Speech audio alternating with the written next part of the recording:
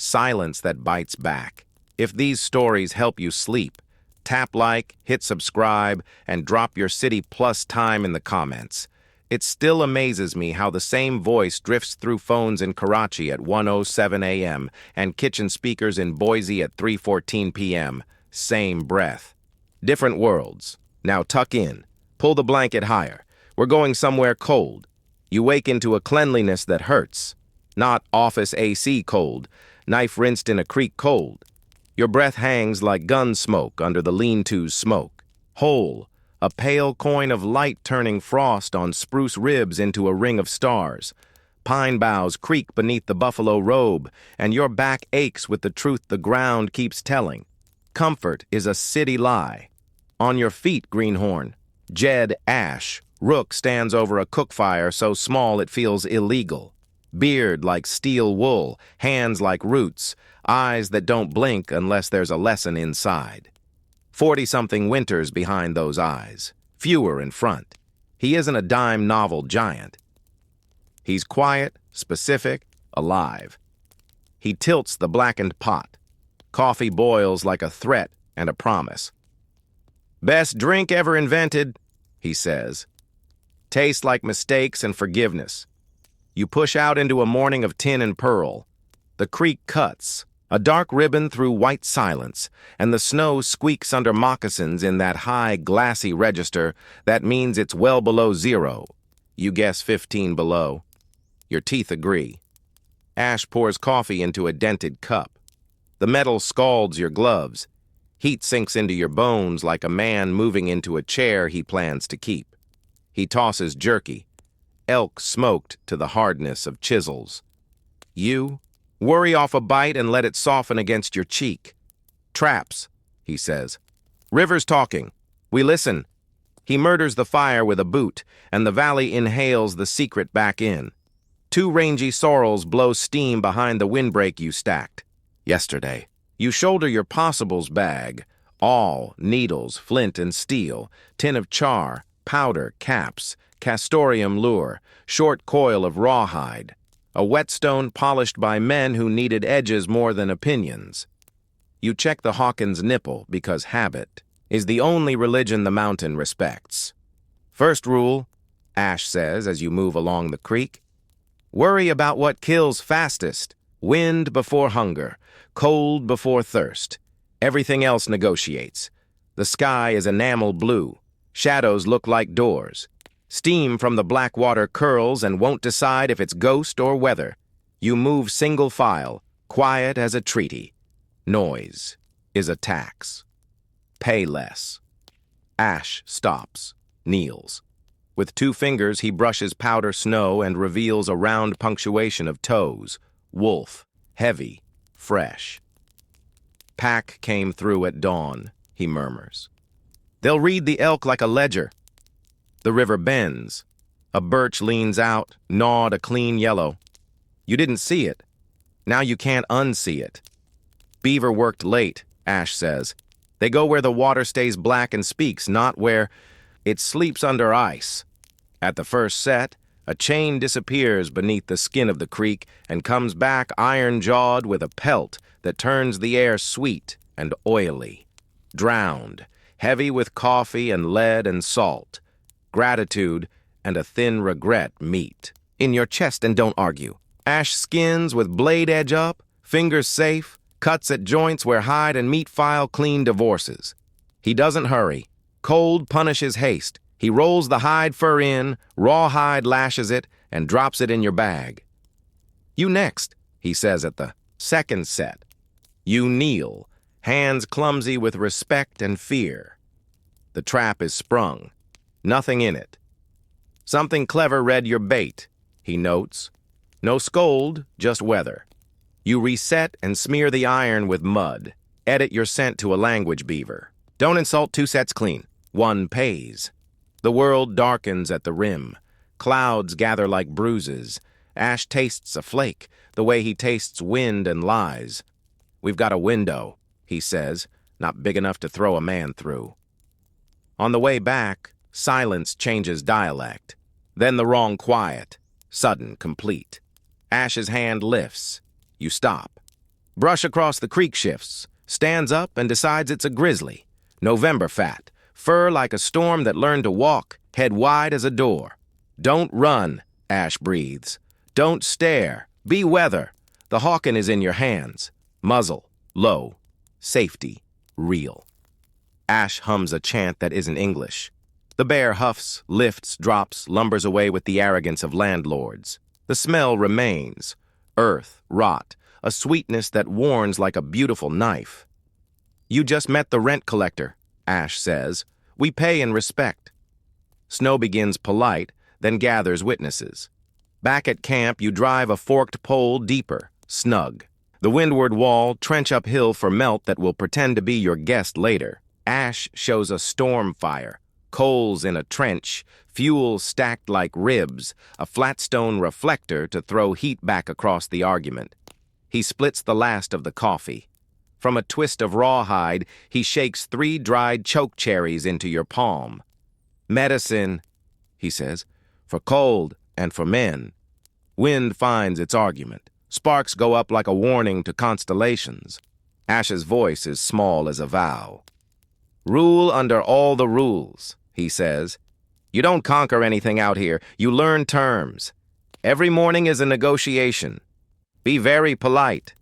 The wind answers. Night moves in. Your breath looks like a story leaving your mouth and choosing to stay a while anyway. You bank the fire. You listen to wood speaking in sap and heat. You look at your hands and realize they're learning a language your city never taught.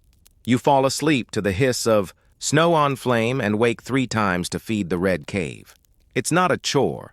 It's the price of being here for sunrise. When dawn arrives, you pay again, happily.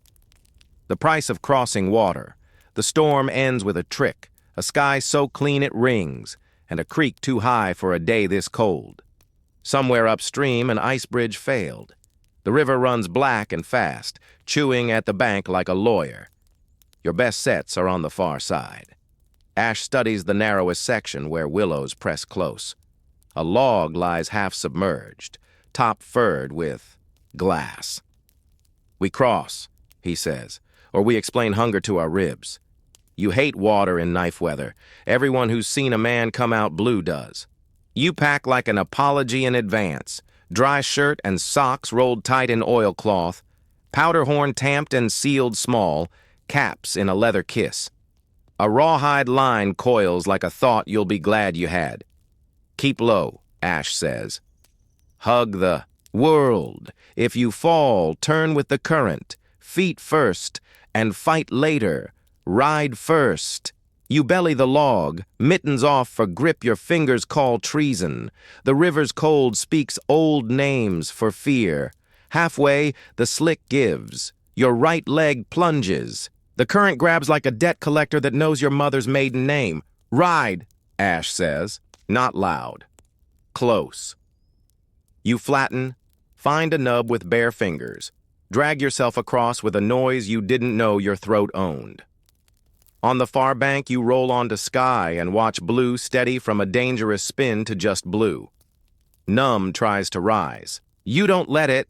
Change, Ash orders, already building a pocket fire in the lee of a blown spruce. You strip without shame. Shame is room temperature. Dry socks on, dry pants. Hot, sweet coffee with mercy in your hands. Whiskey loud enough to be heard by blood that forgot its job. Work, he says when your ears unpale. Faster than the river changes its mind. The far bank reads like a new book. Glossy drag where beaver hauled willow. Fat tail slap sign.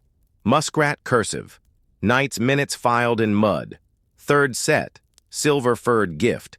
You skin with blade-up fingers out of the story. Steam lifts from opened animal into air so clean it's almost an insult. You whisper, thank. You. Not for performance. For ribs and powder and the salt that keeps meat honest. 4th set pays. 5th is a lesson. Something clever laughed at your bait. You move your iron a body length into a chute where current forces choices, hiding the metal like water did the work. Ash nods once. You're editing yourself, he says. Good. Men stop dying for free when they start revising. The crossing back is worse. The log slicker, the water fussier. Ash goes first, a long, low shadow with gravity on his side. He turns to teach you one last thing, and the world interrupts his sentence. Your boot sole kisses transparent ice. The creek says, mine. Cold isn't sharp, it's total. It pours into every space and crowns itself. You pop once into foam and glare, then the current folds you under the log. The white belly of the world looks down without interest. A rope smacks your shoulder. You miss it because hands are stories the river is already rewriting. You get it because the part of you that lived before doorbells still knows what rope means. You keep feet downriver, knees soft, angle to the pull. The Hawken bangs your back like a friend that doesn't know this is not the time. Bank, mud, sky. Ash drags you 3 more feet. He's seen rescues undone by pride. He skins your shirt from you with a knife that takes laces, not knots. He rubs your forearms down the grain to remind blood it has a map. He lays half-dry pelt over your legs because fur is what this land wears to work. Say, I am warm out loud, he commands. I am warm, you chatter. Again, I am warm. Language changes reality a millimeter at a time. Millimeters matter. Heat returns on hands and ears first, then writes your heart. The coffee tastes like 1,000 smart decisions all at once. Cost of water, Ash says when the shiver becomes a choice. Men drown here not from deep, but from stupid. Cross where you're smart, not proud. Pay the tax in sweat, not in skin. You nod because your mouth would cry. He lifts the lesson as high as a winter sun. Everything that moves you forward has a price, he says. Wood costs time. Meat costs lead. Rivers cost attention. The sin is overpaying because you didn't look. The wind rotates. The crow up valley writes a note and pins it to the air. Your socks steam by the fire like prayer flags. You coil the rope right because it saved your life, and things that save your life become elders. Back at camp, the world goes pink then steel. You feed the fire with sticks that go quick and logs that vote for 4 hours of sleep. Ash tells you about a man who argued with a river and became a story under aspens that clap for anyone because the mountain claps for no one. You dream you cross 100 waters without falling and wake with a sentence in your mouth. I am warm. It's still true, and true things are rations you pack for tomorrow. Shelter is a verb morning flips a coin, silver on one face, steel on the other, and the sky keeps changing which side it shows. The wind walks the ridge with ideas. Ash studies the cloud bellies, sniffs the shift. We improve here, he decides, the kind of better that keeps men alive when the world disagrees. Shelter is not a noun. It's a daily verb. You relocate 3 paces east, small distance, big weather. Above, you avoid slide paths and dead snags. Below, you cut a trench uphill to catch melt that wants to visit your bed. Between, you think in sun. Morning light. Is free heat the night is trying to repossess. Ash sets 2 forked posts. You drop a ridgepole into their notches and lash raw hide that shrinks into song. Boughs lay needles down like shingles, thick with intention. On the windward side, you stack logs you can move alone when ash is out, chink with moss and mud. It looks like a beaver would respect it. You keep the door small because heat loves an exit. Most people think shelter means walls, Ash says, testing the draft with a feather. It means a relationship with wind. He grins. You don't beat wind. You redirect a thing older than your grandfather's idea. He shows hearthcraft with the seriousness of an oath. Fire circles swept clean. Stones tested. River rocks explode when their old life returns. A reflector, green bark, and a log panel throws heat across the room into bones that filed a complaint overnight. A drying rack rides above the flame line. Socks are a religion with strict rules. By noon, the sky picks its weapon. The far peaks vanish. Snow begins like good manners and becomes policy. Not a blizzard, steady, determined, uninterested in your opinion. You don't prepare for the storm when the storm starts, Ash says. You prepare for the moment the storm gets ambition. You gather wood in 3 arguments: tinder that forgives bad sparks, wrist thick that sustains, logs that buy you sleep. You bank coals for a night that will not apologize. You write the watch schedule in head and habit. Discipline is a blanket. Then, check the horses, heads down, rumps to weather, whiskers iced, warm deep where weather can't get a vote. You talk to them in the voice animals prefer. Sure, steady, not cheerful. Cheerful is for town. Inside, supper early because hot is never stupid. Pemmican cracked and fried with onion the size of a thumb bone, thickened with a spoon of flour. Coffee like courage. Ash leans to the log wall and lets steam comb his beard. He watches you chew and waits until you swallow, before he places a thought where it can't be knocked over. Men die with food in pockets and steel on belts, he says, because they don't understand the clock. The mountain keeps its own. Hours. Be alive when those hours come due. Night sharpens. The wind finds edges around your improvements and tests them like a lawyer cross-examining new law. The shelter quivers, then settles into a movement that isn't resistance. Agreement. Add better terms. Boughs shed the accumulation. The trench smiles under new melt. The smoke hole breathes right instead of writing your obituary. Something scrapes. You both look up. A bear would be a different quiet. Tree, Ash says after one heartbeat. He is right often enough that you trust the math even when it's your skin. He reaches into the possibles bag and pulls out a twist of dried apple in cloth too fine for here. He slices moons thin as promises with the same knife that skinned a beaver, and passes you sweetness that tastes like summer windows and a person who waited for you. Call it Christmas, he says. Even if the calendar is a rumor, the storm teaches you its grammar. You start to hear the beats inside the wall of noise, the gust that knocks, the lull that invites a log, the hiss of falling small as a cat. On your watch, you circle outside, push snow from the windward wall, thumb each lashing. Talk tonight like a clerk who knows paperwork saves lives. At midnight, the wind swings north, and the cold rides in clean as a surgeon.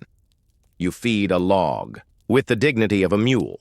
You heat a stone under coals and slide it to the foot of Ash's bedroll because he gave you apples, and kindness runs both directions in camps that want to see spring. Toward morning, the storm simply stops. Not fades. Stops. Silence fills the valley like water returning behind a dam. The shelter exhales. You do too. You open the door. The world has been erased and redrawn in careful lines. Pines wear sugar. The creek breathes frost and the kind of mist that thinks it's important. Your tracks are rumors under 6 inches of policy. Fox wrote at dawn. Perfect registers. A hare panicked and then remembered who it was. By the horses, a cat, Big Tom, walked a boundary and changed its mind. Reading the valley feels like learning to read yourself. Ash joins you, rubbing snow from his beard with a sound like a file on iron. He squints at the ridge and lets it tell him things. Today we make this place winter-worthy, he says. Tomorrow, we go see if our friends want our news. Crow, you ask, remembering distant bells like coins in a pocket and colors against snow like light learning to be cloth. If the wind agrees, he says. If they do, men who live longer don't mistake their plans for permission. You nod. The day's list is short and holy: wood, water, wear, watch. You add walls, because last night taught it. Good, Ash says. Not to keep the world out, to hold the heat we make. You look at your work and finally see it. Not a box, a promise, a verb. And you get to doing it again, because that's how a promise stays true on this side of the mountains. Traders in the snow morning arrives bright and unsympathetic, the sky hammered to a blue so hard it looks like it could ring. Your shelter holds its shape from the storm, The trench grins with captured melt, and the horses lift their heads when the sun touches the world like a careful hand. Ash squints toward the east ridge and cocks his head, listening to something you can't hear yet. "Company," he says. You hold still. Wind slides past with the faintest metallic jingle. Not ice, bells, not church bells. Tin cones and small. Hawk bells sewn to cloth. You remember that sound from a far ridge night, a pocket full of coins someone kept walking with. "Crow," Ash adds. "Set your face like you respect tomorrow." He doesn't say don't touch your rifle. He doesn't need to. You settle the Hawken where it can be seen and not mistaken. He lifts a small pouch from his possibles bag and taps it with 2 fingers. Tobacco, his best Virginia, rationed like time. They arrive as color moving through white. 8 riders. Ponies painted with hail spots and lightning, men draped in trade blankets bright as summer water. Their hair is braided in ways the wind approves of. Feathers talk in the breeze, not the store-bought kind, the kind that remember sky. The leader rides a blue roan and sits so still the horse seems to be the one deciding. He raises a hand, palm open, the greeting of people who like to name their intentions out loud. Ash mirrors it. "How?" he says, not as a joke, not as a newspaper caricature, but as the simplest available bridge. The leader's English is measured and old. "Rook," he says, giving Ash the short name the mountains prefer. "I am Paints the River." He gestures with his chin at you. "New man." "Learning," Ash says. "Quick, I hope." He offers the tobacco with both hands like he's passing a baby over a creek. Paints the River accepts ceremony with ceremony. He inhales the pouch and smiles with his eyes. From inside his robe, he produces a parfleche decorated in quill work, the colors of good grass in June. He holds it toward Ash. "Buffalo tongue, my woman made." The trade that isn't yet trade is done. Ash shows you with his body how gifts work. Not eager, not greedy. Grateful. The crow dismount carefully, hands visible, rifles in scabbards, knives obvious but not forward. A young man, with a hawk feather and a fresh scar, watches you the way a wolf watches a yearling. Curious, not hungry, not yet. He touches the edge of your Hawken's forearm with his eyes. "Walks under cloud," Paints the River says, nodding at the young. Man without looking. "Good eyes, bad patience." There's warmth in the scold. He turns back to Ash. "Snow heavy in the North Divide. Blackfoot sign where creek turns like snake." He draws an arc in the air. You picture the North Fork, the place Ash calls good beaver, bad neighbors. "Grateful for the news," Ash says. "Coffee for our fire?" Paints the River's mouth twitches. "Coffee for coffee." He sits by the reflector wall like a man in his own kitchen, and you hand him a cup that has seen things and doesn't complain. He sips, and the sound he makes is every man's sound when heat goes where cold lived. Trading isn't haggling. Not at first. Trading is talking until goods mean the same thing to both sides. You listen to a conversation that never quite says knife for robe and yet says knife for robe perfectly. Praise falls on the thing you want from the other man. Faults land lightly on the thing you offer. It's a dance between pride and honesty, and you learn that Ash can step either way without tripping. They examine your steel needles like you were offering small pieces of lightning. You turn over a pair of moccasins lined with rabbit fur and beaded in sky colors that hurt to look at too long. Walks under cloud watches you try them on. Your old boots were lies. Your feet told your pride. These are truth. You stuff them with dried grass Ash hands you, and they become yours the way a good tool is yours on the second day, not the first. "Fit?" Walks under cloud asks in English that could gut a fish. "Fit," you answer. He doesn't smile, but the air around him does. Paints the River chooses a Sheffield knife from Ash's spread and tests it with a thumb he doesn't plan to lose. "Good," he says. "Edge, like winter. He sets down a buffalo robe, thick, smoked right, smelling of hard work and grass. He names a price with a look. Ash counters with a different look. They trade looks until both men's faces say fair. Enough. The knives never enter the conversation. The robe climbs onto your gear like it was always going to. The talk slides from goods to news. A party of American company men pushed up the Yellowstone too late and lost 3 to cold and a 4th, to a decision he kept making. Sioux riders, hunting deep for horses. A sickness in a lodge upwind that took 2 children and an old woman. And a willow bark tea that eased someone's cough down to a promise instead of a verdict. Paints the river turns his face toward your stretched pelts. He doesn't reach. He doesn't need to. Beaver, he says, not a question. Our river, our fish houses. The words are flat as a table.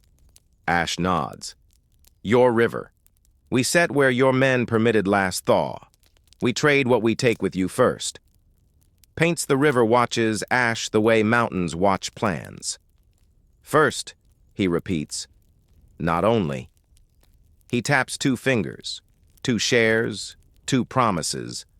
Ash accepts it with a small bow you've never seen him give another man. You understand exactly what he just bought, room to breathe and places to avoid dying. The young warrior clears his throat without permission and gestures lightly, hand open. He wants to hold your rifle for a breath. Ash glances at you, the tiniest. Tilt. Your choice, your life. You check the nipple clear, cap pocketed, and pass the Hawken to walks under cloud. He lifts it like it's a story he will repeat correctly. Shoulders it. His cheek weld is perfect. He sights on a snag and breathes like a man who knows what breath is for. He lowers the rifle and hands it back as if handing a child to its mother. Good. Medicine, he says. Good iron. Good hands, you answer. He almost smiles again. Gifts close the circle. You bring out a small hand mirror, an extravagance you've carried because Ash said men like to see the faces they bring to the world. Walks under cloud, takes it, and barks a laugh at his own serious eyes. Paints the river, refuses it. He is. Too old to store his face in glass, and accepts instead a twist of tea you traded from a flatboat last fall. He leans, and his voice goes softer. North Fork, he says. Bad feet on that trail this week. Blackfoot boys, counting coup on traps. Taking iron for stories. You go there, you go with wind and not with noise. You picture your best sets in that very bend, the choke point where beaver must pass. You feel the shape of risk settle on your shoulders like a cloak that fits. Ash looks at you, and in his eyes you see the purest lesson. Information is meat. The crows stand when the sun tilts. Paints the river, touches Ash's shoulder like men who have earned each other, then touches yours, lighter, like wind. Learn, he says. Fast. He swings onto his roan. Walks under cloud, sets the bells walking again, and color moves. Back through white until white eats it. Ash watches the trees close around their sound. We were lucky, he says. Now we are warned. North Fork, you ask. After we are ready, he answers. Then, because readiness is a flame you keep feeding, he nods at the woodpile. We don't go to meet danger with cold feet. That night you sew the new moccasins to your foot with grass and gratitude and learn the crow word for thank you from the echo of walks under cloud's smile. You will need it soon. Meat and mercy. The cold has that ringing quality again, the kind that makes nails sing when you tap them. The river wears a thin glass you don't trust. Your belly wants something not boiled in coffee or fried in memory. Ash lifts his chin toward the ridge and says a word that warms its own mouth. Elk. You cross the valley by ways that don't announce you. Ash moves like a rumor. You study wind with a wet finger and the way smoke from your breath drifts or falls. Sun is a compass. Shade is a map. Snow records everyone's spelling mistakes. On a high bench, grass shows like a secret under thin powder. Tracks carve it. The long, clean register of elk, forefoot and hindfoot stepping into the same hole to waste nothing. A calf's print smaller than your palm. A bull's splay wide as your hopes.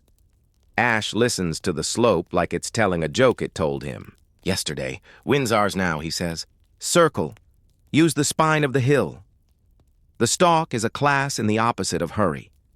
You move only when a breath of wind tickles spruce. You place feet where feet have already been. Deer tracks, your own shadows.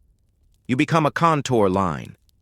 Twice you freeze mid-step when a cow raises her head. The world becomes a painting you refuse to smudge. At a wall of young firs, Ash stops. He points. 15 elk graze on the far edge of the bench. The bull isn't a monarch, he's a good husband. Ash touches your shoulder, then touches the rifle. Your shot. He doesn't say heart. He's already told you 100 times that lungs bleed quietly. Hearts explode guests into the room. You lay into the Hawken, cheek settling, left hand making the forest smaller. You pick the second cow, not the lead. Not the calf's mother if you can help it. You roll breath down into your legs. The world shrinks until the front sight is a tiny black sail on a sea of hair. The trigger breaks like a thought. Smoke lifts. The herd becomes direction. One form stumbles, collapses as if a string were cut. Ash is already ramming a second ball as the echo finishes being itself. Clean, he says, when you both kneel, by the animal. She never knew your name. He palms her flank and whispers something that isn't English. You put your hand there too and say thank you, because it's the only truth big enough. The work after is the kind of exactness that makes men worth their food. You open where gravity helps. You back the paunch out with your hand, not your knife. You save the liver and hang it in clean snow. You lift the caul fat like fine lace. Ash points with his chin at a golden lump by the kidneys. There's your gold, he says. Render that and you can fix a trap, grease a boot, season a week. He teaches you to fold the hide hair in and tie it with a thong you cut from the world you just joined. He starts talking pemmican because pemmican makes tomorrow less dangerous. Slice meat into ribbons thin as a lie, smoke low and long, heat. That you can keep your hand in, smoke that makes flies wish they were somewhere else. Pound to powder in a hide with a river rock until your arm is honest. Mix with rendered fat 1-to-1, add berries if you have them. Choke cherry for medicine, Saskatoon if the valley gifted you in summer. Press into rawhide pouches. Cap with fat. Food that doesn't rot because it already solved the riddle of time. You build a quick smoking frame in the lee of a boulder where wind forgets to look. Ash renders tallow in your kettle with the patience he gives to fires and friendships. The smell is salvation with a job. Hoof clatter interrupts the lecture. 2 horses. You step around the rock with your hand near the Hawken because you'd like to keep practicing being alive. The man who rides into view looks like a man the mountains chewed and returned. Beard rimed with ice, one glove missing, cheek split, and wicked with cold. Behind him, a kid with the wrong hat, eyes still big enough to be honest. The older man grins like someone who remembers his last joke. Ash Rook, he says, voice wrecked by weather and whiskey both. Knew that smoke? Wasn't the Lord? Column, Ash answers, no surprise in his tone. No welcome either. You look broke. Pride's paid up, Column Dancy says. He slides off his horse in sections. The kid stays mounted, hands visible, eyes making the math of 2 to 2. Ran short fast. Blackfoot turned us around. Webb. Here, he jerks a thumb. Thought beaver were made of patience and charity. Turns out they're made of teeth. Ash doesn't invite them to the fire. He doesn't not. He waits, and in the way he waits you hear a question. Are you thieves or neighbors? Column holds up both hands. No gun in them. I ain't here to take, he says. I'm here to owe. Ash glances at you. The lesson is visible as smoke. Out here, you don't prove your character with speeches. You prove it with who eats and who doesn't. He nods at the drying meat. You can help, he says. You can eat. The kid, Webb, slides down and moves like a man who's learned something about the price of showing off. He sets to slicing with the intensity of someone suddenly included. Colum, older and not entirely done being young, falls in beside him with a knife he sharpened last month. They work. They don't steal in small ways. They don't stand near the pelts like men rehearsing later lies. Ash's shoulders relax a degree. You feel a muscle unclench in your back that you thought was a bone. By dusk, smoke rises from meat that has decided to behave. Tallow runs like glass turned warm. You mix the first batch of pemmican, powder and fat, and a handful of dried berries, paints the river traded for your mirror. You pack it into parfleche and cap it with a kiss of grease. Survival turns into bricks you can stack. When the first taste can be spared, Colum chews with his eyes closed. He doesn't groan because men who have been hungry don't waste sound. You got luck and sense, he says. I got news. He wipes his mouth with the back of a glove he forgot to own. North Fork's hot, he says. Blackfoot boys cutting every trap they find. One of ours thought he could talk. They let him talk lying down. The boy flinches and looks away. Colum continues. They're taking iron, not pelts. Trophies that make a campfire louder. Ash watches the light leave the world and rearrange itself into night. You owe, he says, not unkind. You just paid some. Colum nods. I'll pay more. We'll set on the South Bend 2 days. Show ourselves where we should be seen. Give you shade. He means decoy. He means risk. Maybe he means apology.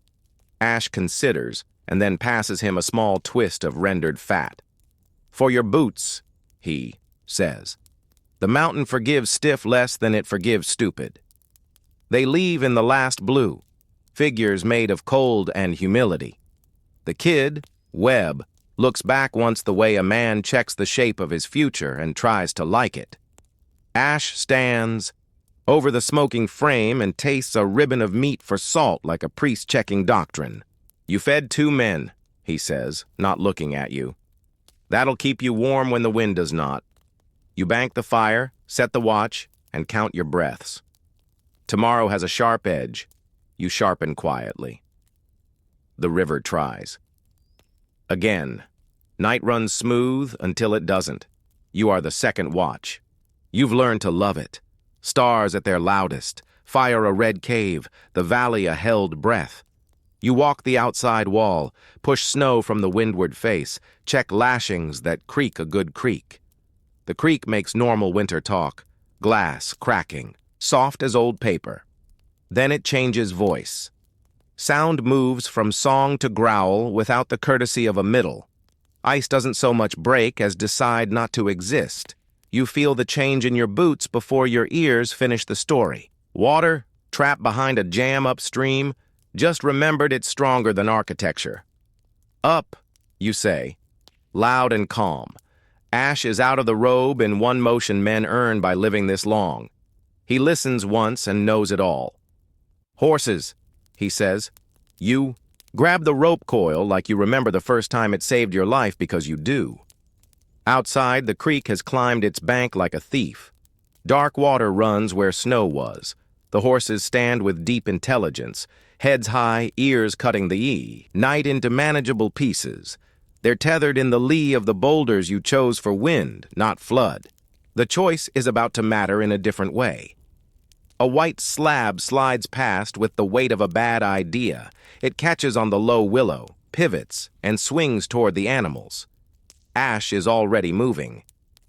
Anchor, he says, pointing at a spruce that looks like it enjoys work. You throw 2 turns of rope around it and dig your heels into soil that is forgetting it's solid. Ash wades the new channel up to his thighs with the other end of the line, the water sucking at him like debt. He loops a bowline around the first, sorrels chest and shouts the word that horses in many languages understand. Go. The horse surges. Ash braces. You take 3 steps that count and none that don't. The slab kisses the rope and decides to be somewhere else. The sorrel finds gravel that still remembers how to be a bank. You tie him high on the spruce and talk to him with your hands. Second horse now, the creek louder, the night shorter. You can feel the upstream jam reading your valley like a map. It intends to redraw. Ash goes again, and the water rises an inch the way a hammer rises an inch before regret. He gets the loop on, and you feel rope tell the story of weight with your whole body.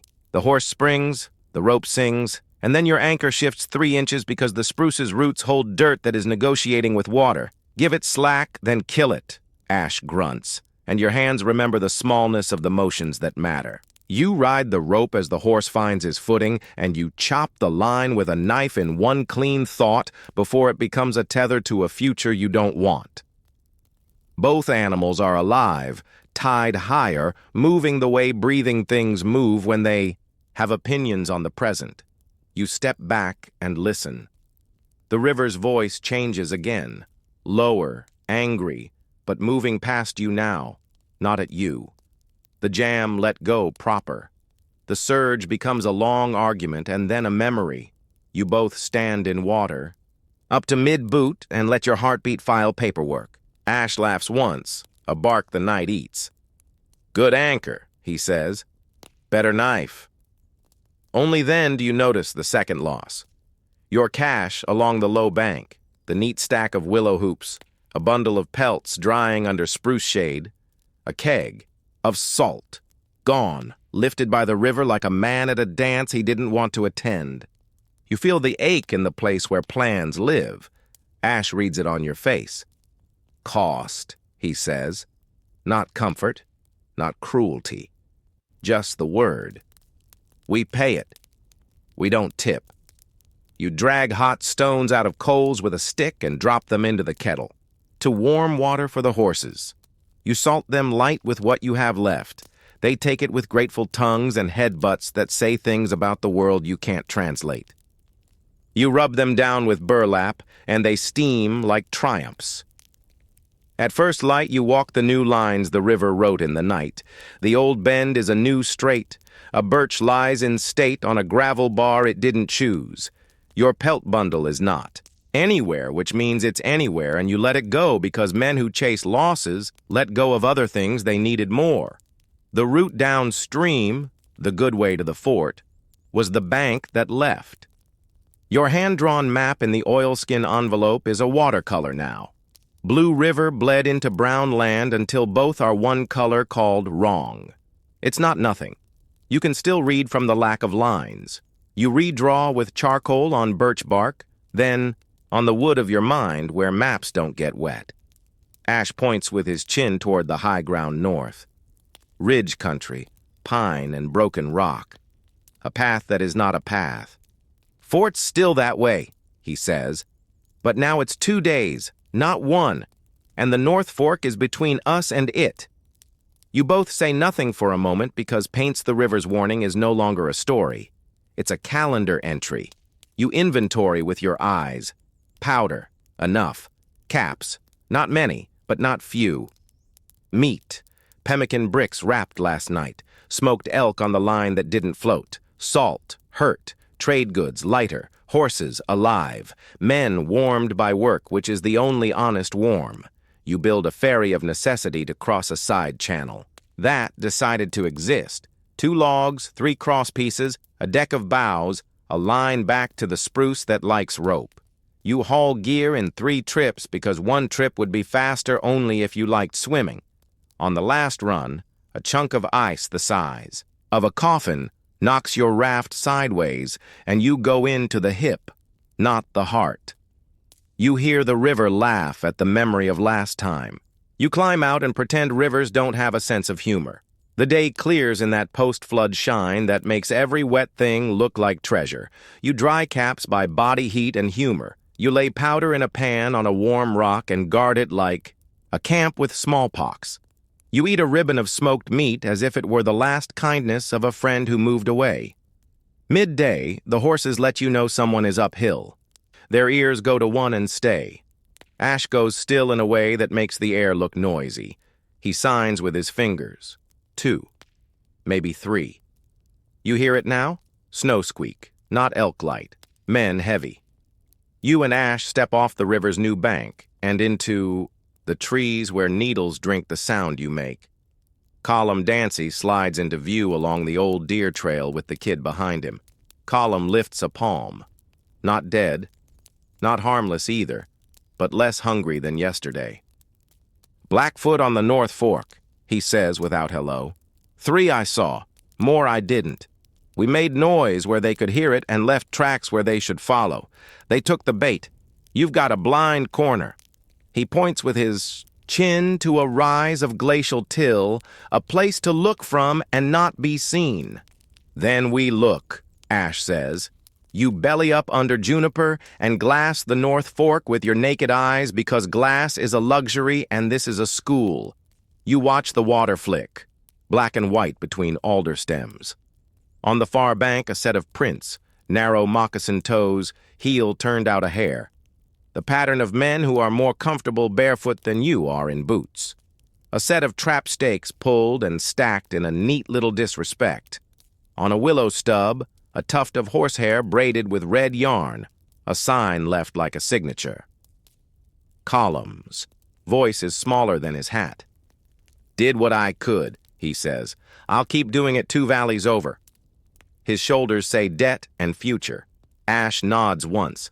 Fair, he says. You eat before you make your next mistake. You hand them pemmican bricks and coffee dark as promises. The kid bites, chews, and becomes a man by an inch. Colum sips and looks at the river like a dog looks at a new fence. Disgusted but realist. When they go, the day is thin. The cold returns, without spectacle. You and Ash back away from the North Fork like you're leaving a room where someone is sleeping with a knife. The mountain has chosen today's homework. Cross later, set elsewhere. Keep breath even, keep eyes big.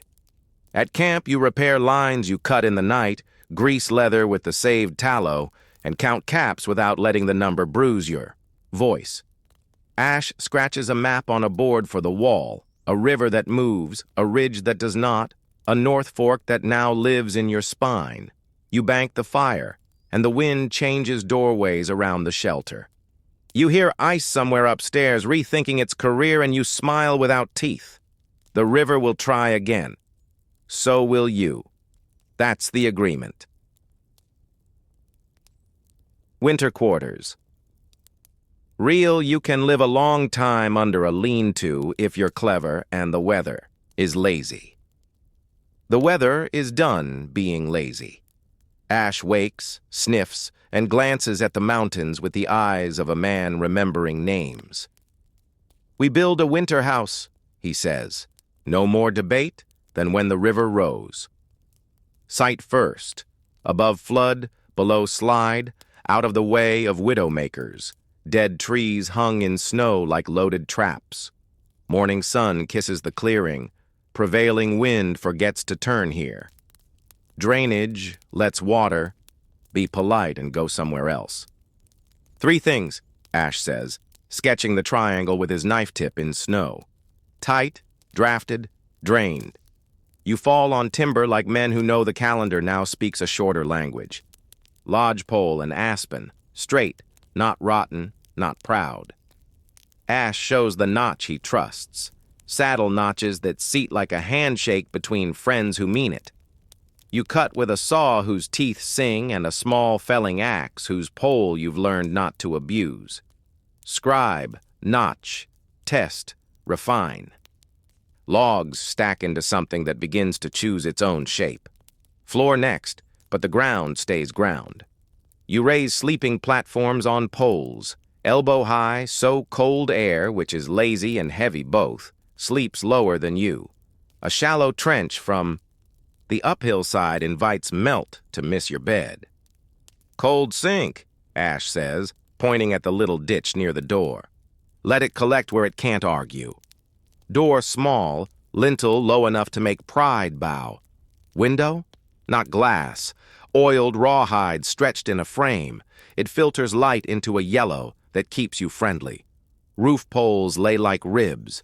Over them, a mat of boughs, then sod lifted with knives and patience. The green side down, the roots drink your smoke and won't slide.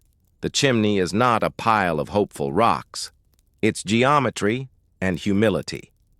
Ash lays stone with a mason's stubbornness. Throat narrow, he says. Smoke shelf here. He pokes a shelf into the back of the firebox with a flat rock to catch downdrafts that would put you to sleep in the wrong way. Flue tall enough to be proud, but not enough to brag. Clay, sand, and grass chink the cracks. No river rocks, he reminds you. They remember their other life. You chink the wall with moss and mud. Your fingers find a rhythm, push and press, seal and smooth. The gaps are where wind will take what you earned, and you've become stingy with earnings. You run your palms along the inside like blessing a child being sent into weather. The whiteout arrives as if your industry called it. The sky sits down on the world without ceremony, and distance becomes a lie. Snow blows sideways, then up, then, in circles that forget circles had rules. You move inside the new walls like men who built a boat as the water rose and then rowed it away from the flood. Fire's first light is always a test. Ash builds small and honest, so the chimney learns. Slowly, flames lick stone, heat finds angle. The flue warms and starts to pull. Smoke goes where it's invited. For 20 minutes, it is perfect, and you decide you are carpenters in the book of geniuses. Then a gust shoves down the chimney's throat, the draft reverses like a fight, and smoke turns the room into a story you can't breathe in. Your eyes fill with the kind of tears you can't afford. Ash's voice is calm the way a cliff is calm. We fix it now, or wake up dead. Smoke kills polite. The other gas kills quiet. You drop to knees. Heat lives lower. You belly to the door and flap it open with your back. A suck of air pulls smoke out like a confession. Ash is already at the hearth with a flat stone and a will, knocking a better angle into the throat shelf. He jabs a green stick up the flue to scrape a clot of wet soot, then feeds a roll of birch bark that burns fierce and clean to prime the draw. You hold a wet blanket as a baffle and move it like a bellows, inch, inch, inch, until the flame stops being complicated and becomes simply flame. You crawl outside, tie a sapling to the chimney top to break the wind and bend the gusts higher. You smear another coat of clay in the joints your first coat lied about. Your eyelashes carry ice. Your lungs read the page again and learn a different sentence. Inside, the air clears toward breathable. The smoke tastes like work, not ruin. Ash sits back on his heels and shows you a pale, ropey scar under his beard. 2 lines that meet in a V down his neck.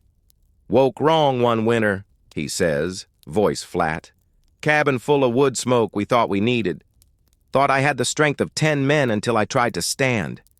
Didn't earn the scar, just kept it.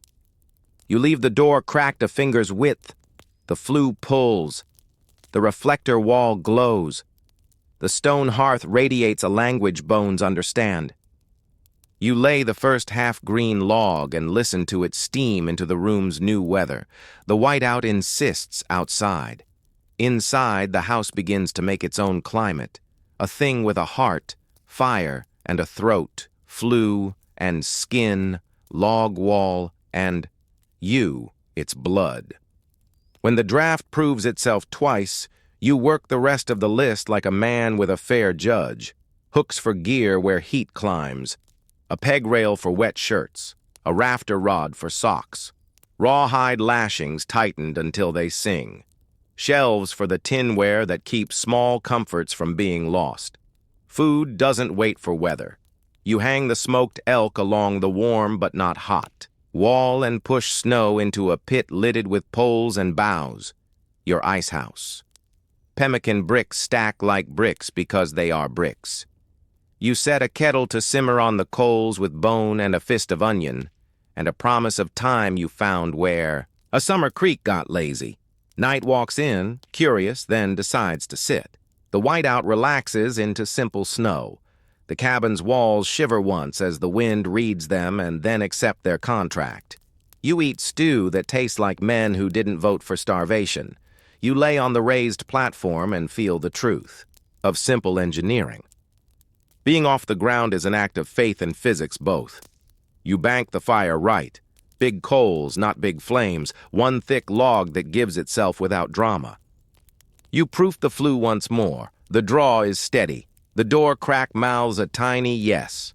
Ash sets the watch though the house is new. Discipline is not about walls. You walk the outside, push snow from the chimney, tap the lashings, listen to a weather that tried you and found you boring enough to leave alone. At midnight, the wind quits like a man who remembered he was due elsewhere. Your breath rises and vanishes without comment. You climb back under buffalo and blanket, and the new roof's thinking. Sleep picks you up like old kin. Before you go, the cabin gives a little creak exactly like a boat meeting a friendly wave. You smile into the dark. The house learned your names. You wake to a blue so thin it must be honest. Your first breath doesn't taste like smoke or fear. It tastes like inside. Outside, the whiteout's gift is a valley reset. Inside, your gift is the proof that wood and stone and stubbornness can be turned into heat if you choke the chimney. Write and keep promises simple. You step into the morning, and for the first time all winter, the word that lives under your work floats up without shame. Home. Navigation. Without mapsa, a man who survives long can find his way with no glass, no ink, no voice in his pocket telling him where he already is. Ash declares it Navigation Day with no more ceremony than putting a fresh cap on his Hawken. You climb into the bright. Snow squeaks, the pitch you now call minus plenty. The sky writes a clear arc for the sun. Your breath scribbles notes under it. On the ridge above the cabin, Ash stops where the world is a chalkboard. First compass is the fire in the sky, he says. But the sun lies politely, season to season. He draws with a stick. Summer's high arc, winter's low crawl, spring and autumn slung between. Midwinter it rises south of east and sets south of west. Don't point your life at June when you're living in January. You hold out your arm, thumb up, and Ash makes you measure how many thumb widths the sun is above the horizon at noon in this season and this valley. Each thumb is about a fistful of degrees, he says. Not exact, useful. Clouds muscle in around noon. When sky hides your friend, the land still talks, he says. He shows you ridge logic. Main divides run mostly north-south here. Drainages spill east or west like opinionated cousins. South faces where less snow and shorter trees. North faces hoard white and grow slow. Old spruce lean from the prevailing wind. Dead snags tell you the direction of 100 storms. Moss can be thicker north until it isn't. Use 3 signs, Ash says. Believe one and you'll die confidently in the wrong place. He cuts you a pace cord, a thong with knots every 100 of your steps. Your 100, he insists, and walks you a flat 100, then 100 up, 100 down. You learn that your stride shrinks when the mountain steals oxygen, and that cord is honesty in your pocket. Afternoon turns to a lesson in sound. Water tells on itself, Ash says. Snow-muffled creeks still sing down. The bigger river brags. Wind in aspen leaves says valley. Wind in fir needles says ridge. He grins. Owls hooting are no help unless you're lonely. He points out landmarks to memorize from more than one angle. The notch that looks like a wolf's ear from camp and like a broken tooth from the north. The split spruce that looks like a pitchfork until you stand under it and realize it's a lightning story. Name them in your head, he says. Names make anchors. Night falls like it always falls. Fast up here where mountain eats sun early. You stand under a clean bowl of fire. Ash walks the sky like a man who paid for this chart with nights he didn't dare sleep. Find the Big Dipper, he says, and you do because every child learns it first, even if they forget. Follow the pointer stars to Polaris. You march 5 times that distance to a star that doesn't seem to care and won't move in a human lifetime.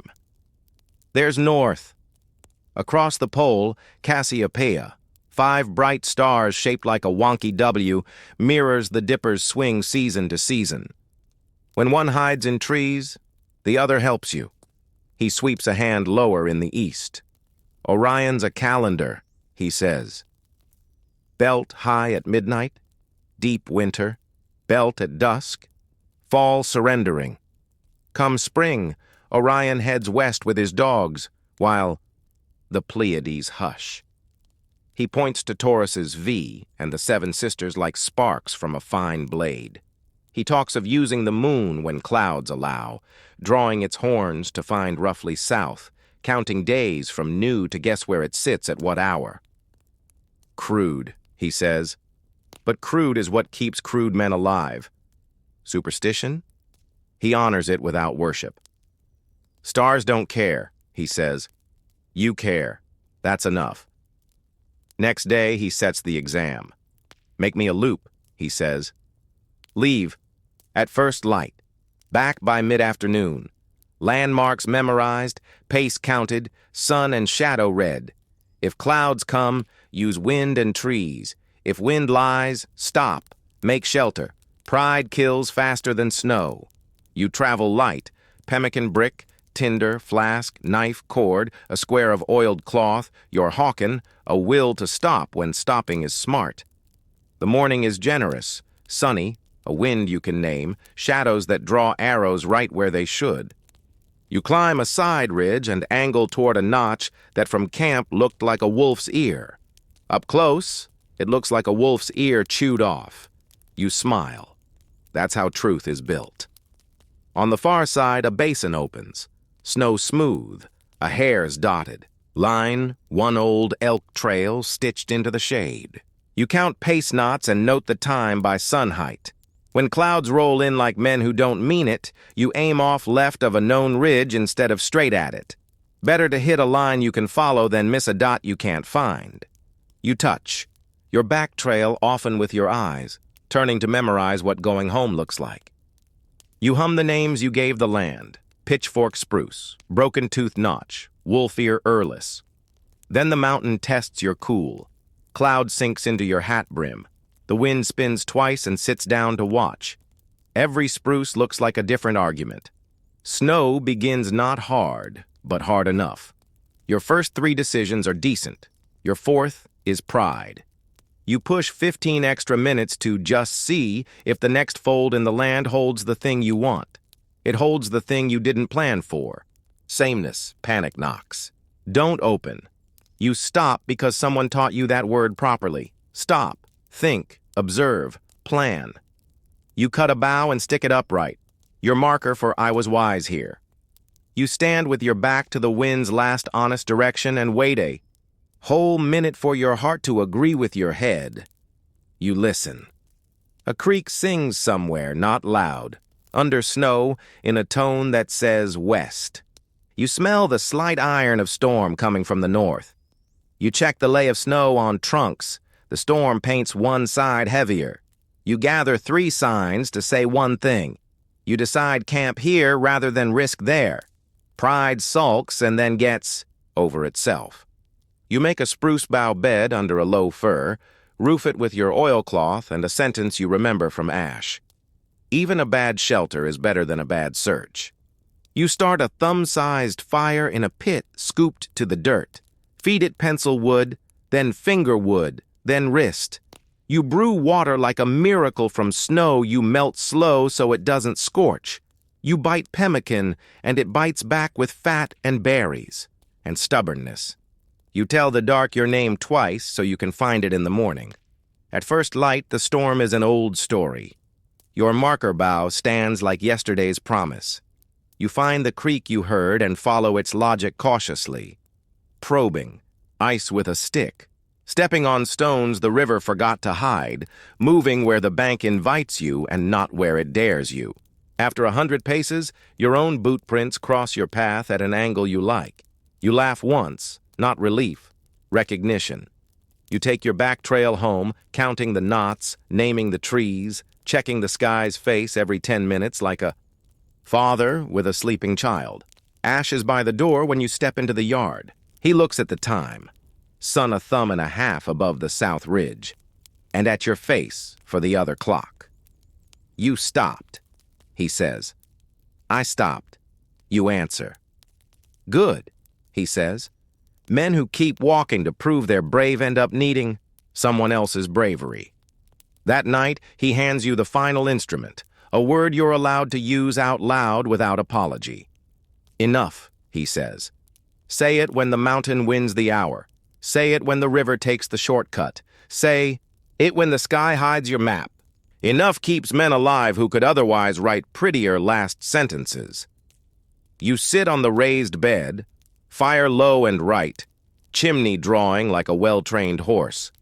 Outside, Orion is high at midnight, deep winter's badge. Inside, the cabin, breathe slow. You fall asleep knowing where north is, but more important, knowing where enough is. In these mountains, that's how men find their way back, as often as it takes. Debt comes. Dew winter loosens its teeth the way an old trap does, reluctantly with a bang that breaks quiet and leaves echoes. The days lengthen a thumb, then two. The sun sits a little higher at noon like a man who remembered he has a back. Snow turns from glass to salt. The creek, cuffed all season, starts to answer back in wider syllables. You and Ash check the down valley line at first light, moving slow where the snow bridges feel like lies. A fox wrote cursive in the night. A marten took punctuation marks from your bait, but you caught the sentence anyway. You're 5 pelts heavier coming home when the horses tell you somebody is in your yard. Heads high, ears pinned forward like knives. Column Dancy stands by the door with both hands open to weather. Webb, the boy who was almost a man last saw, looks fully drafted now. Quieter shoulders, eyes that compute risk before they light. Between their horses, a bundle wrapped in a union blanket, dark with old blood at the shoulder. Not a corpse. Not yet. Brought your debt, Column says. The humor in it is a dry leaf. Ash's eyes flick to the blanket. What's the charge? Information, Column says. And a problem you'll want to bless or shoot. Your pick. They bring the bundle in. The cabin makes room because it learned to. You roll back the blanket. A man's face you haven't met looks up from a fever kink. Cheek like a chisel. Scalp with old scars. Mouth too proud for the body it's attached to. The wound high on his chest is laced shut with sinew, not medical thread. Good field work done in a hurry. The smell says a river was involved, and whiskey tried to be a doctor later. Name is Doyle, Column says, shrugging his coat off the way a man shrugs off a month. American company.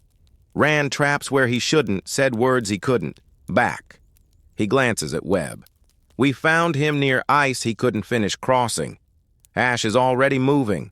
Hot stones to kettle, knife to flame, willow bark to kettle number 2. You make lint from shirt cloth. You lay out a needle and thread, boiled long enough to learn manners. The work falls into hands like it was waiting behind them. Doyle comes up to the surface enough to spit a word that thinks it's a sentence. Blackfoot, he hisses. 3. Boys. He swallows a breath that doesn't want him. Took iron. Left me for crows. River decided otherwise. Ash cleans. The wound the way he cleans rumors. Carefully, not slow. Pus, then blood, then the kind of red that means body is still trying. You slip the needle through the skin with the particular apology stitches always are. Webb holds a candle steady. Column looks like a man who owes and knows it. Why bring him here? Ash asks, not lifting his eyes. Column meets the question and doesn't blink. Because dying on my floor would cost me more than I've got, and living on yours costs you less than you think. Then he opens his hand and shows the coin you can use. And because he knows things we want, Fort dates, rendezvous trail, prices, who's drunk with orders, who's sober with powder, who's hungry enough to lie. Information is meat. You and Ash listen while Doyle alternates between pain and truth. Green River, first week of July, he says, drifting, then landing. Not Pierre's hole this year. Floods chewed the snake's banks to lace. He coughs, pink into cloth. Company wagons stuck 2 weeks east in gumbo, oxen dying of soft feet, prices climbing like scared men. He tells you the rumor inside the rumor, a new buyer out of St. Louis with mirrors in his pocket and a tongue that can make coffee cheaper. He tells you crow bands seen trading first at their own fires, not at forts. Less whiskey, more respect. He tells you American company men bragging about cutting out the independents with traps seated on rivers that used to be invitations and are now fences. Fort John is running low on salt, he mumbles. But they've more caps than you'd guess. He grins in his delirium. Trade them lies to get the caps. Ash feeds him willow tea and a spoon of broth. Who shot you? He asks, as soft as a boot on moss. Boys. Doyle's eyes sharpen. One small, smart, backtracked like a weasel. One big, smiled when he cut my steak. One handsome enough to get into trouble without trying. He breathes through the memory. I gave them my pride, and they took the cheap part. Didn't waste lead on me. The river did the rest. He sleeps. Ash wraps the bandage carefully, catching skin but not strangling it. He tucks the blanket in, at the foot like he wants the body to know where to find itself. Column and Webb thaw by the hearth. The cabin becomes a court. 2 men who cost you danger asking for a verdict you can live with. You could have left him under Willow, Ash says. Not accusing, and Column hears the question anyway. Would have made my coffee colder, Column answers. He looks at the door, the shape of the valley in his shoulders. I owe. This pays in part. He lays a twist of paper on the table, a crude map of a cut-over pass he says will go early when the snow lifts. On it, a marked spring with drinkable water, a stand of willow fat with last year's chew, a shelter of rocks that someone else might call a cave, but he calls a rumor you can use. Seen Blackfoot scouting the North Pass? Ash asks. Column nods. 3 days ago, boys growing into men with knives. We put our tracks where we wanted them to look. They looked. Good eyes. Worse patience than ours. Webb finally speaks in a voice that found its base while you weren't. Watching. We don't set there now, he says. We go south bend. We zig. We work where greed doesn't live. Ash glances at you. The lesson is a summer one told in winter. Debt is not only paid in pelts, it is paid in what you carry and how you carry it. He turns to Column. You stay until Doyle can ride or die. You cut wood and watch night. You piss downwind of mercy. Column grins like a man saved from begging. Yes, preacher. You work the next 3 days into a serviceable hospital. Doyle's fever burns the way men do when their bodies argue with the mountain. You cool him, turn him, feed him bone and salt. Tease a little life back in with a story you both pretend not to believe. When he's lucid, he trades you more news for more broth. A winter-killed string of mules found near Sweetwater. Whiskey watered beyond insult. A clerk with a heart and another with a scale you shouldn't trust. He never begs, and you never ask him to. On the 4th morning, he sits without falling. He is not strong. He is pointed. I won't die in your house, he says. It costs too much room. Ash helps him outside to feel the day. The light is a good blade. The creek talks, in a fuller voice. Doyle breathes it like parole. You learned something? Ash asks him. The question is broader than this wound. Doyle smiles without humor. I learned the mountain lets boys reenact their father's mistakes, then sometimes returns them. He looks at you. And I learned who feeds strangers without asking for signatures. He nods toward Column and Webb. and who collects with interest. He leaves at noon, a wrapped shoulder, a cheaper pride, a promise to pay the right people first. Column and Webb shoulder up to go with him, their faces doing math about summer. At the door, Column looks back. "Debt's not done," he says. "Rendezvous. We'll square the long columns." Ash lifts a hand, not a wave. Something older. "I saw you." Then the yard is yours again. The horses drop their ears. The cabin hums the new key of almost spring. That night, Ash lays the crude map beside your own charcoal lines and traces both, with a finger that won't forget. "We'll see if he gave us a trap or a door," he says. "Either way, we'll step like men who know what doors and traps cost." Outside, Orion lowers his belt toward the west. The Pleiades dim and drift. Inside, you bank the fire to a red you trust. Debt didn't break you. It bought you a path you might already have owed. The mountain keeps books. You're learning to read the ledger. The flood. The thaw begins like gossip and ends like law. Snow, sags, drips gather under eaves into beads that break and fall and make a sound like tiny truths. The creek claws its banks. The river speaks in a voice that carries logs and old arguments. Every day, the ice gives a little and then gives up. UT. And Ash hustle the last of the meat into safe forms. Jerky dry and honest, pemmican bricks larded and labeled with your memory. The pelts, your winter's math, hang perfect on hoops, prime, dark. Light plays along them like a buyer counting backwards from too much. 2 weeks, Ash says, peering at the ridges, the way the wind has started to smell like rock. Maybe less. Water will come up like a temper. You gather for the move like men packing their days, pelts bundled into parfleches and plug kegs. Trade goods counted, lies rehearsed. The useful kind where you keep quiet until the other man thinks you're dumber than you are. Tools chosen for weight and work. The plan: ferry across the local fury in a run of short crossings, then swing. The high trail to the pass column mapped, drop to the green when the earth stops rejecting feet, and aim for a valley with tents and songs and prices. The first crossing is easy in the way spring never is, a back channel scouring but manageable. You fell a spruce with a sour heart, hew it enough to behave, and build a raft the size of sense. 2 logs, 3 cross pieces, boughs for deck, a rope bowline to a stout pine that likes its job. You ferry loads like you value them and not like a man trying to impress a river. The second crossing is the river proper pretending to be 3 rivers at once. A gravel bar breaks the flow into a loud left, a sullen middle, a sly right. You can walk the right if you wanted to be remembered as a bad example. You rope the raft to the pine. You line it down the bank, plant by plant.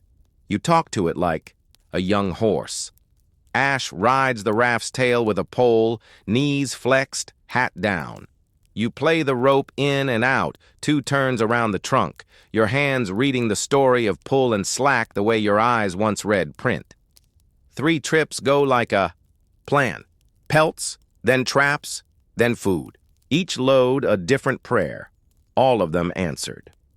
On the 4th, the mountain collects.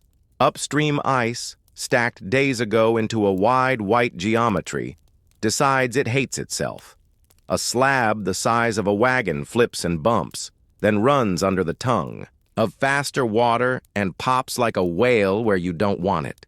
It takes 2 friends with it, and suddenly your middle channel becomes a feature with ideas. The raft, with Ash and half your powder, swings wrong and hard. Slack! Ash barks, but you're already giving the rope its inch. It isn't enough. The raft yaws, hits the edge of the gravel bar, rides up as if it intends to visit the sky, then snaps back into the new current. Ash goes to his knees and then to his elbows. The powder keg thumps forward and threatens to turn this into a story no one tells. You take 3 running steps downstream, rope sawing your palms, and throw. A turn around a younger pine because the old anchor won't change its mind in time. The rope sings, then screams. The younger tree bows like it's greeting a chieftain. Ash finds his feet on knees. The raft kisses the far eddy and pauses in a way that might be mercy or might be a setup. You look at the load. The keg, the parfleche, Ash. There is a decision here. You can save the pelts and the powder and maybe Ash if you're the man you think. Or you can save Ash and lose goods you can trade later for something else called living. The choice feels slow. It is not. Your knife is already at the bowline. You meet Ash's eyes across water that learn to hate. He shakes his head once. A man who spent years teaching you costs and sees what you're about to pay. Cut it, he says. You cut. The raft becomes a lesson with no words. It pinwheels, slaps a half-hidden rock, bounces with the bored aggression of water that knows what it's doing. The powder keg tips, rides, and then the raft flips clean, deck to sky. Pelts burst there, ties in a slick dark flower.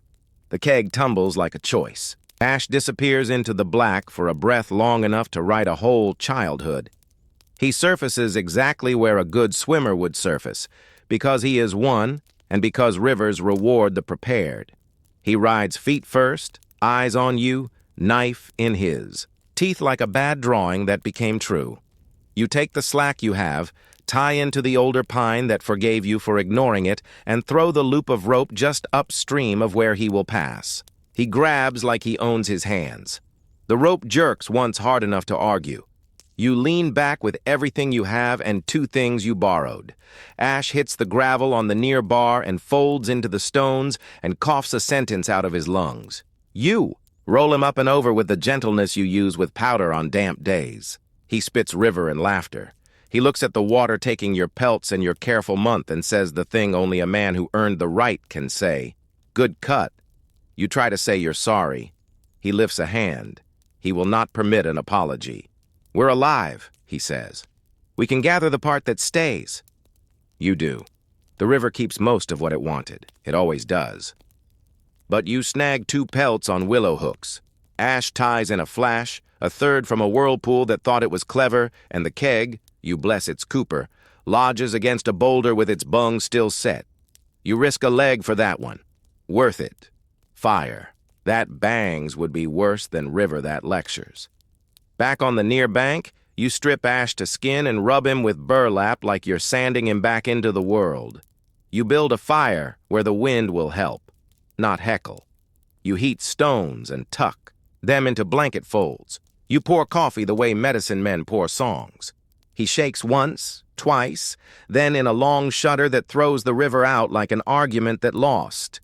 Pelts are pelts, he says when his teeth belong to him. Men are rare. You rebuild the raft smaller and meaner. You change the line's angle, lower on the trunk, less leverage to yank. You ferry the last loads dry and wrong. Wrong because loss made you sharp. Right because loss made you humble.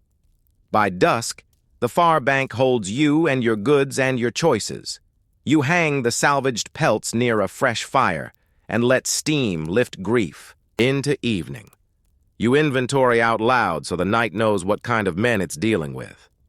17 beaver, you say, instead of 29. Powder mostly whole. Caps enough. Meat enough if we do not honor greed. Tools. 1 rope that told us the truth. And 2 men, Ash says, who pay attention. Sleep camps hard. You're not in the cabin, you're under a spruce with your back to a log and your feet near coals. The river talks not like an enemy now, but like a neighbor you don't trust but can work with. At dawn, the water has dropped a finger, just enough to make promises you won't believe. You don't cross it again today.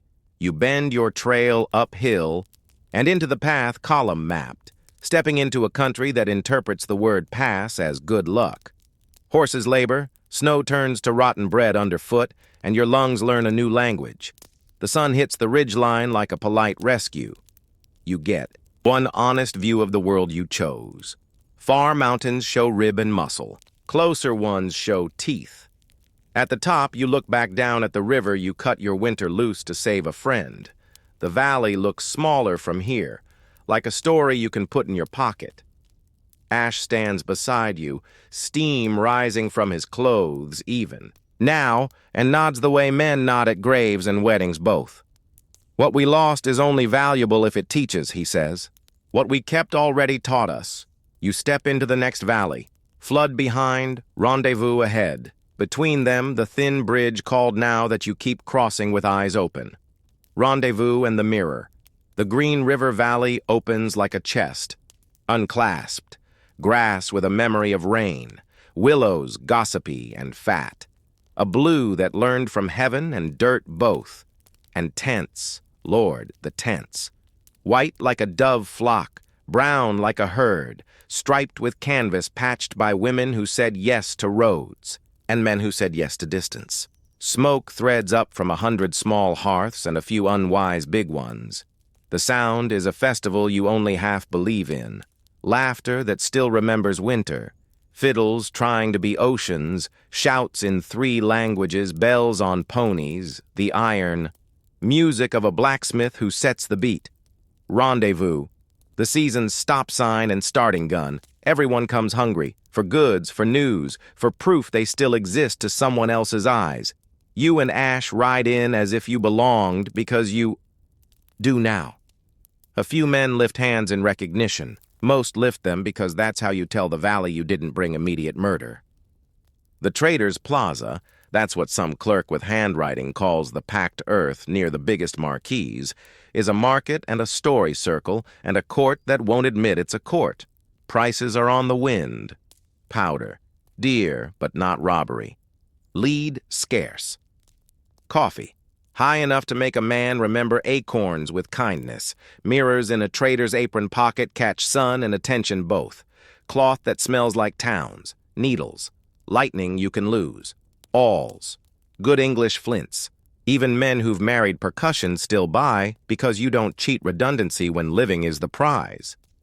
Paints the River is here with 20 riders, and the composure of a man who has seen this dance and will lead it once in his turn. Walks under cloud rides behind him wearing the mirror you gave him last winter like a joke only he tells. He lifts 2 fingers when he sees you. They aren't peace. They're, we're still a we, Doyle, the man you stitched, walks with his shoulder, telling weather. He nods to Ash, not as apology, not as debt, but as a ledger balanced. Column and web step out of noise like it forgot to hide them. Older again, which is not always age. Trade begins with talking, because value is a language no coin fully speaks out here. Ash sets 2 of your prime beaver on the blanket in front of a Hudson's Bay tent and waits, not bored, not eager. The clerk's eyes widen a hair. His mouth simulates a line, $3 a skin, that everyone knows is a floor. Ash sees a bolt of blue cloth his sister would have liked if he had a sister. He glances once, then never again. The clerk praises the cloth. Ash admires the color of the sky over Sheffield's steel. The dance swirls, cousin to flirting, ends in a fairish number of caps, a coffee sack, a file, and a length of tow rope you saw him notice with the corner of his eye. Could have got 2 more caps, you murmur. Could have got 2 fewer. Friends, he answers. And you see the holy arithmetic. At the crow camp, a different market hums. Your pelts first to them, as promised. Paints the river, examines each with fingers that know fur. Walks under cloud, grades the stretch and the cure with a smile that is almost unkind and therefore useful. You trade first for respect. A bundle of chokecherries. A small medicine bundle you don't open until a woman older than all your choices says you may. Advice spoken in a voice that learned to save boys from rivers before those boys had names. Blackfoot have sorrow for a boy, Paints the River says. They cut hair with knives, not with grief. Sorrow makes men dangerous. Do not stand where their eyes are, you nod. You would have anyway. The nod makes it easier to do. Walks under cloud, wants to shoot your Hawken at a mark the size of an argument. You hand it over unloaded and he loads it right, which tells you all you needed to. Know but learn again. He fires, hits, doesn't grin.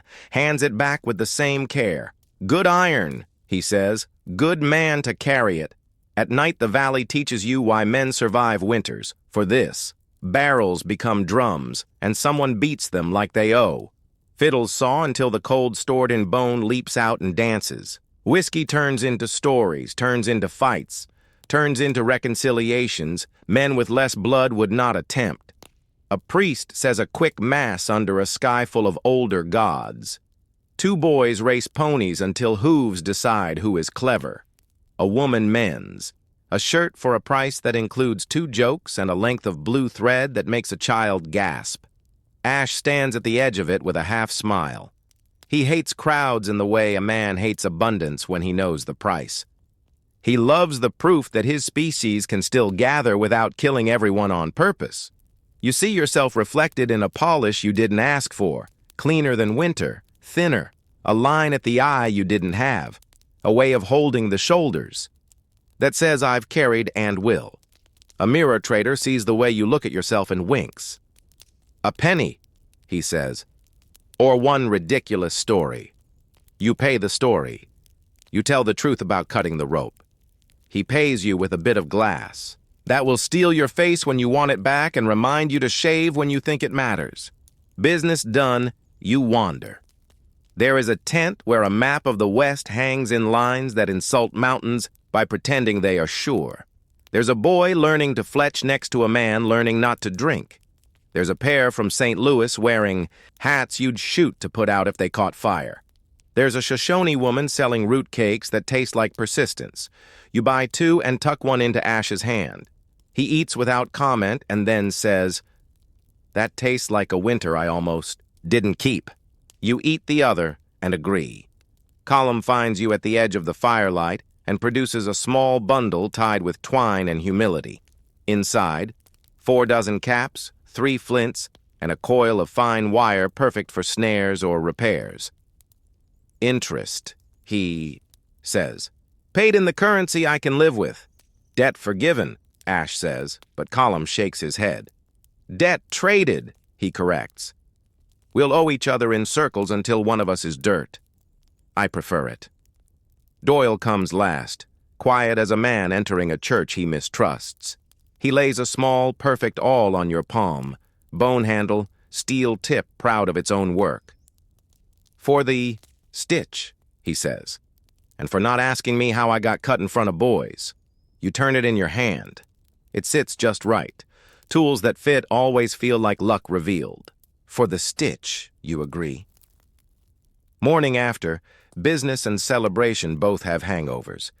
The green steams where horses drank it hot. The grass lies flat in circles where men dropped. The valley smells like coffee and slight regret.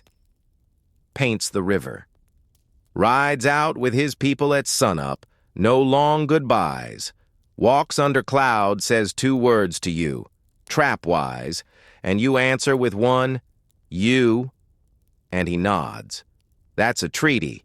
You and Ash tally what's left after money did what money. Does? Enough to be smug? Never. Enough to buy rope, salt, powder, coffee, needles, a bit of blue cloth you didn't want but will make into a patch you'll be glad for. Enough to leave some with a trader who fed a boy while his father pretended to be busy. Enough to feel rich in the only currency the mountain respects, competence. Before you ride, Ash stands you by the river and holds up the small mirror like a priest holds a host. You look. The face isn't what you planned 2 years ago. It's what you made when planning stopped working. There's the scar on your thumb from the night you cut rope quick.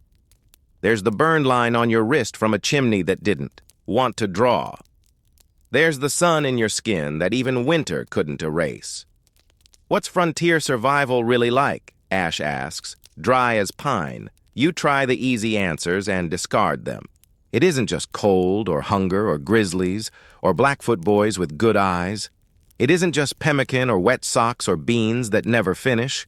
It isn't just trading or shooting or traps or maps written in the sky. It's consent, you say finally, surprising yourself. The land letting us stay one more day because we behaved. Ash's eyes crease. And cost, he adds. Paid in attention. You tuck the mirror into your bag where your softest lies used to live. You swing into the saddle. Your horse moves like a river that learned manners. The trail out of Rendezvous looks like a line. You know better. It's a braid of choices you'll have to keep making every time the weather changes its mind. By sundown, the tents are small behind you. By midnight, they're a rumor. By dawn, they're a story you'll tell around other fires when boys with mirrors for eyes ask what it takes. Here is what you'll say when they sleep slow under buffalo and the coffee. Pretends to be kind. You don't win a wilderness. You negotiate. You show up with edges sharp and pride dull. You learn wind before hunger, water before weight, shelter before romance. You listen to men like Ash and women who never needed your approval and birds who have better calendars. You pay in attention, and sometimes in blood, and sometimes in pelts that a river wanted more than you did. And then, if the mountains consent, you wake up in a bed that isn't a bed, warm when you should be cold, content when you should be frightened, hungry but not afraid of it. You step into a morning that hasn't met you yet and say your name out loud, to teach it how to pronounce you. That's what frontier survival was really like. Not miraculous, not myth, work that felt like prayer because it had to be said every day. So, pull your blanket higher. Breathe in the quiet you forgot you owned. Somewhere far away, a creek is finishing off the last ice and a magpie is considering betrayal, and a man with a scar under his beard is choosing between rope and knife with a smile. Sleep easy, modern friend. The men who kept their agreements kept a place for you.